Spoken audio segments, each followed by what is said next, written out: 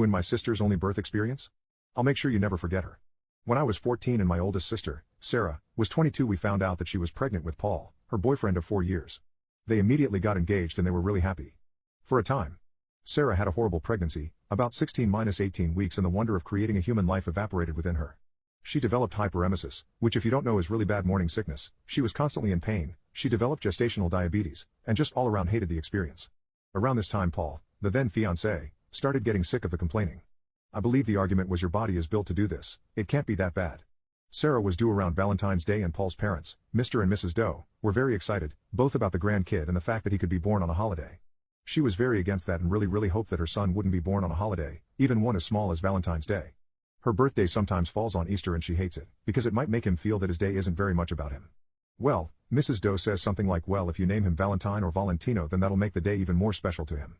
Again, my sister hated the idea. She thought it was tacky, he'd be bullied for it, and just really didn't like the name Valentino. Paul loved it, but agreed to go with a more average name like Daniel or Jared.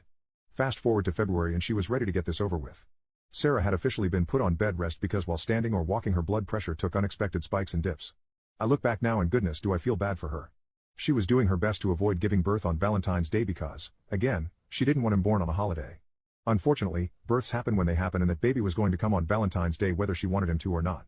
I remember waiting out in the waiting room with my dad, brothers, and Paul, who couldn't stand to be in the delivery room because it was gross.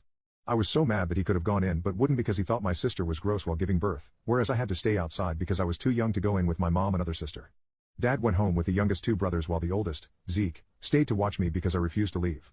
16 hours after Sarah went into labor my little nephew was officially part of the family on the evening of Valentine's Day. Unfortunately, Sarah was not okay. She had to have an emergency cesarean section and while doing the operation discovered that the back of her uterus, facing her spinal cord, had a very large and very severe, thankfully non-cancerous, tumor.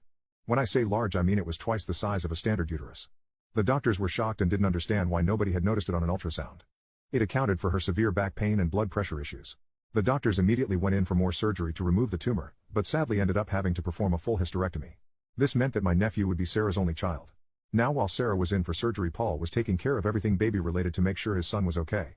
In my 14-year-old self's memory I remember him being suitably distraught, but I didn't really pay him much mind and spent my time in the waiting room with my mother and other sister. Zeke, however, wanted to be a good future brother-in-law and make sure that Paul was okay. He found Paul filling out the baby paperwork on his own looking, in my brother's words, like he had not a single worry in his mind.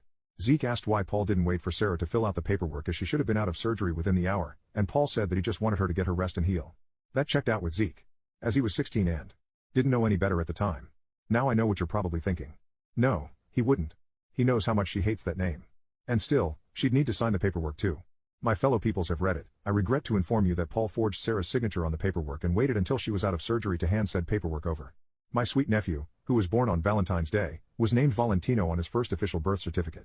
I still to this day don't know why Paul and his family were so insistent about the name. He had even picked out a different one with my sister. And before you ask, no, he was never brought up on forgery charges because his parents were witnesses to her signing the papers, even though they only got there at the last minute. So Sarah dumped him and got her son's name changed a month later. She was willing to do split custody with him because that's her son's father and she wants the kid to know him, but Paul vanished and she never heard anything back, which seemed weirdly out of character to us. Until a mutual friend on Facebook was tagged in his wedding pictures 6 months later. Paul had apparently started cheating on her not long after she got pregnant. Sarah was livid, but there wasn't much she could do so she filed for child support and continued to live her best life. Until 6 years later.